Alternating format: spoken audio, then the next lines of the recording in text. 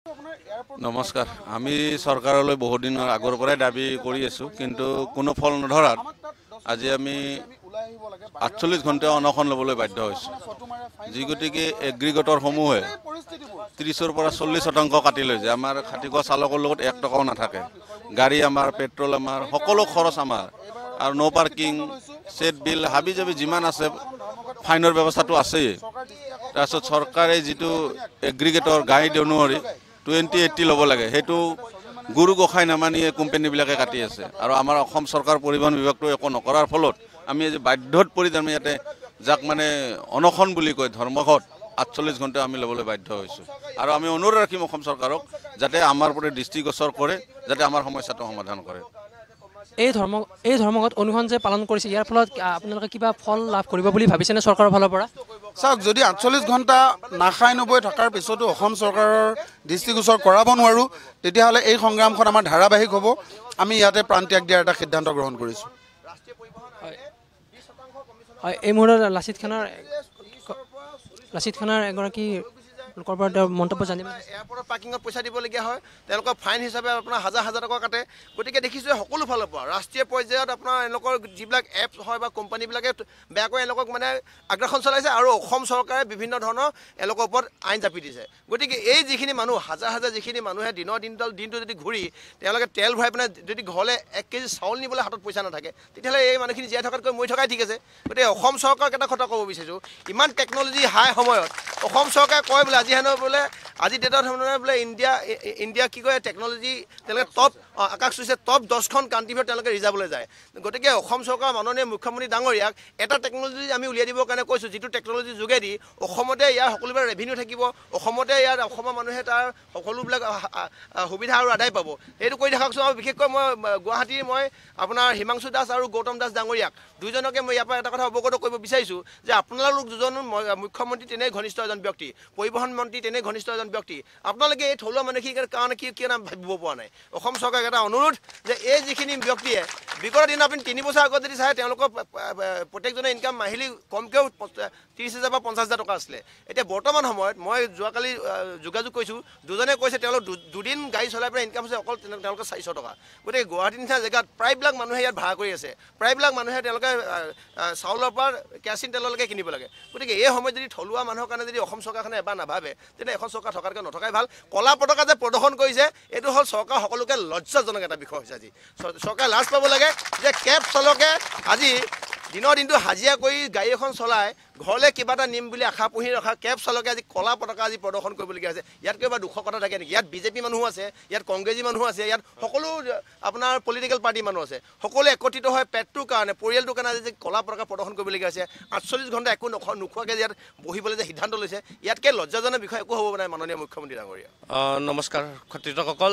আজিৰ পৰা আমি 11টা বজাৰ পৰা 20 তাৰিখ, আজি 20 তাৰিখ অনশনত এতিয়া আৰম্ভ কৰিলোঁ। আমি 11টা বজাৰ পৰা আমাৰ ডিমাণ্ড যিখিনি আছে চৰকাৰৰ লগত এই কলা পতাকা লৈ আমি যে বহি আছোঁ ইয়াতে, নিশ্চয় চৰকাৰলৈ আমি আমাৰ নিজৰ প্ৰতিবাদটো পঠাব বিচাৰিছোঁ। আমাৰ যোনটো ভইচ, সেই ভইচটো পঠাব বিচাৰিছোঁ। আমি বহুত দুখত আছোঁ। কাইণ্ডলি চৰকাৰক ডিমাণ্ড কৰিছোঁ যে অতি সোনকালে এই 48 ঘণ্টাৰ ভিতৰত আমাৰ সমাধানটো আপুনি ওলাই দিয়ক। আপুনি এনেকুৱা মানুহ মামা ক'লে 1 ঘণ্টাত আপুনি যদি এটা গাঁও চেঞ্জ কৰি দিব পাৰে, তেনেহ'লে আমাৰ সমস্যা ডাঙৰ নহয়। যদি চৰকাৰে চায়, চকুদি যদি চৰকাৰে চাই আমাৰ সমস্যা ডাঙৰ নহয়। আমাৰ আৰ্নিঙৰ ওপৰত আচল আজি এই কৰিবলৈ পৰিস্থিতিটো বেয়া। না গাড়ীৰ EMI দিব পাৰিছে, না ঘৰ চলাব পাৰিছে, না মানে ভালকৈ এসাঁজ খাব পাৰিছে। দিনটো এই গুৱাহাটী মহানগৰীত এম্বুলেঞ্চৰ আগত ছাৰ্ভিচ দিছে। মেইন থিংটো চাওক, 108 যাই নাপায়, কিন্তু আমাৰ গাড়ী যাই পায়। কিন্তু আমাৰ চালককেইটাই কেতিয়াও নক'লে যে এম্বুলেঞ্চ কৰক। লৈ গৈছে, যেনেকৈ পাৰিছে দাঙি লৈ গৈ মেডিকেল ছাৰ্ভিচো কৰিছে। মাত্ৰ 12 টকা কিলোমিটাৰ। এটা গাড়ী আজি খৰচা পাৰ কিলোমিটাৰ 8 ৰুপিজ। 8 ৰুপিজ তাৰ মানে ঘৰৰ পৰা ওলোৱাৰ লগে লগে 8 টকাকৈ প্লাছ হৈ থাকে পাৰ কিলোমিটাৰ। যিমান চাক্কা ঘূৰে ইমান 8 টকাকৈ হয়। কিন্তু এতিয়া দি আছে 12 টকা, তাতো কমিশ্যন কাটি দিব। তাৰপিছত GST, তাৰপিছত ষ্টেট টেক্স, তাৰপিছত চেণ্ট্ৰেল টেক্স, সেইকেইটা কৰি তাৰপিছত আৰু এটা টেক্স লগাই আছে থাৰ্ড পাৰ্টি। কোন হয় থাৰ্ড পাৰ্টি? আমি সুধিব বিচাৰিছোঁ থাৰ্ড পাৰ্টি বুলি কোন ব্যক্তিক হয় যে আপুনি আমাক টেক্স লগাইছে? থাৰ্ড পাৰ্টি টেক্স 25 টকা এটা ভাড়াত চিন্তা কৰা 150 টকাৰ ভাড়াটো 25 টকা থাৰ্ড পাৰ্টিয়ে পাই আছে আমি ধৰিব পৰা নাই আমাৰ ডিমাণ্ড হ'ল আসল কথা আমাৰ আৰ্নিঙৰ ওপৰত আমাৰ যোনটো সামাজিক সুৰক্ষা আমাক যোনটো লাগে চালকক অল অসম বেছিকত যিকেইটা চালকে গাড়ী ড্ৰাইভ কৰিছে টুৰিষ্ট হওক অনলাইন হওক তেওঁলোকক সামাজিক সুৰক্ষাৰ লগতে আমাৰ ভাড়া নিৰিখটো চৰকাৰে কোম্পানীকেইটাক যেইটা কোম্পানী কিয় কাম নকৰে গুৱাহাটীত এইটো ভাড়া হ'ব লাগিব বুলি আমাৰ মেইন দাবী আছে পৰিৱৰ্তনকামী চৰকাৰ আমি প্ৰত্যেক মুহূৰ্তত আমি শুনা পাই আহিছোঁ যে পৰিৱৰ্তনকামী চৰকাৰ যেতিয়া আমি এখন ঘৰ আমাৰ মা দেউতা আমাৰ ল'ৰা ছোৱালীক এই পৰিৱৰ্তনকামী চৰকাৰখনৰ পৰা আমি একো ন্যায্য প্ৰাপ্তি নাপাওঁ তেতিয়াহ'লে পৰিৱৰ্তন কেনেকৈ হ'ল আমিওতো খিলঞ্জীয়া এজন যুৱক আমি প্ৰত্যেকজনে সেই খিলঞ্জীয়া ভূমিপুত্ৰ হিচাপে আমি যদি সেই ন্যায্য প্ৰাপ্তিখিনি নাপাওঁ তেতিয়াহ'লে এই চৰকাৰখনৰ প্ৰতি আমাৰ কি দৃষ্টি থাকিব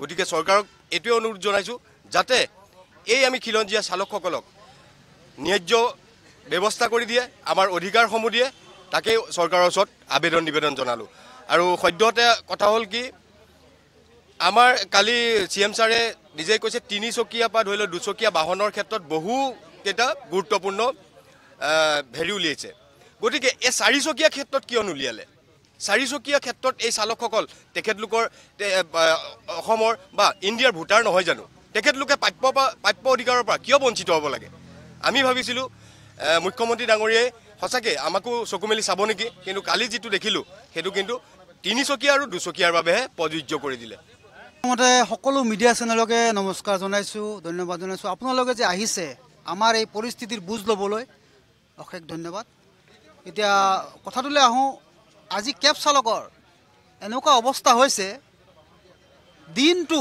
এই যান জঁটত গাড়ী চলাই 100 টকা লিটাৰ পেট্ৰল ভৰাই আমি খুব বেছি যদি কামাই কৰোঁ 500 বা 600 টকা এটা আজিৰ ডেটত হাজিৰা যে কৰে হাজিৰা কোদাল মাৰে তেওঁলোকে হয়তো 700 টকামান লয় চাগে দেই কিন্তু আমি 500 বা 600 টকা এটা কামাই কৰোঁ আৰু পুলিচ প্ৰশাসনে আমাক যদি আমি ক'ৰবাত ৰাজপথত ৰখোঁ 1 মিনিটৰ কাৰণে আমাক ফটো এটা মাৰি দিয়ে 2000 টকা ফাইন পঠাই দিয়ে আমি 500 600 টকা কামাই কৰা চালক এজনে 2000 টকা কেনেকৈ দিওঁ আৰু যদি এয়া এগ্ৰিগেটৰ কোম্পানী আছে তেওঁলোকে প্লেটফৰ্ম চাৰ্জ লয় প্ৰতিদিনে 50 টকা আপুনি যদি এক্টিভ মাৰে যদি বন্ধ কৰি দিয়ে আপোনাৰ গাটো বেয়া হয় আপুনি 50 টকা দিবই লাগিব তো আমি এনেকুৱা এখন শাসনত আমি জীয়াই আছোঁ মানে মৰি জীয়াই আছোঁ